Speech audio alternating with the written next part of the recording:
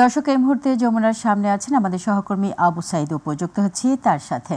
অপু, প্রধান উপদেষ্টার সাথে বিএনপির প্রতিনিধি দলের বৈঠকের বিষয়বস্তু নিয়ে আর কি খবর আছে আপনার কাছে, আমাদেরকে জানান।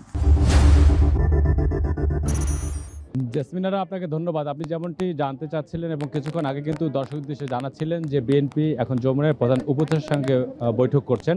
এর আগে একটি বিষয় আপনাকে জানিয়ে রাখি যে গেল 7 ফেব্রুয়ারি বিএনপির স্থায়ী কমিটির একটি বৈঠক অনুষ্ঠিত হয়। সেই লিয়াজু কমিটির বৈঠকে সিদ্ধান্ত হয়। সিদ্ধান্তের পরে কিন্তু গতকালকে 9 ফেব্রুয়ারি কিন্তু প্রধান নির্বাচন কমিশনের সঙ্গে তারা দেখা করেন এবং তারা দেখা করে নির্বাচন কবে দেবে সেই বিষয়টি নিয়ে তারা কথা বলেন এবং সেখানে কিন্তু যখন গণমাধ্যম কর্মীদেরকে জানানো হয় আগামীকালকে তারা ঠিক এই সময়টিতে আসলে যমুনার প্রধান উপদেষ্টার সঙ্গে আসলে তারা দেখা করবেন এবং সেই ধারাবাহিকতা কিন্তু 6টা 11 মিনিটে বিএনপির মহাসচিব মির্জা ফখরুল ইসলামের নেতৃত্বে স্থায়ী কমিটির সদস্য সালাউদ্দিন এবং মেজর হাফিজ এবং 3 সদস্যের একটি কমিটি সমন্বয়ে একটি কমিটি আসলে এই প্রধান উপদেষ্টার সঙ্গে সাক্ষাৎ করতে প্রবেশ করেছেন। আমরা যতটুকু জানতে পেরেছি সেখানে ডেভিল হান্টের যে অপারেশন চলমান রয়েছে সেটির প্রতি যেমন বিএনপি সহমত রয়েছে, পাশাপাশি আগামীতে নির্বাচন কিভাবে অনুষ্ঠান করা যায় এবং একটি দেশে গণতন্ত্র ফিরিয়ে আনতে গেলে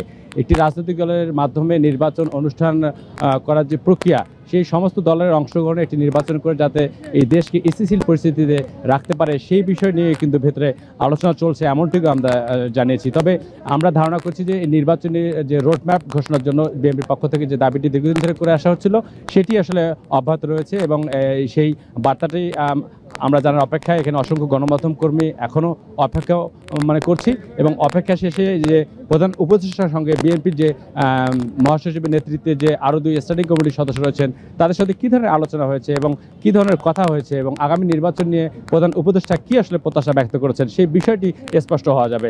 তো আসলে এটাই ছিল আমার কাছে প্রধান উপদেষ্টার কার্যালয় সামনে থেকে সর্বশেষ খবর। দর্শক, আমাদের সহকর্মী অপু ছিলেন যমুনায়, এতক্ষণ বিস্তারিত জানাচ্ছিলেন। অপু, আপনাকে ধন্যবাদ।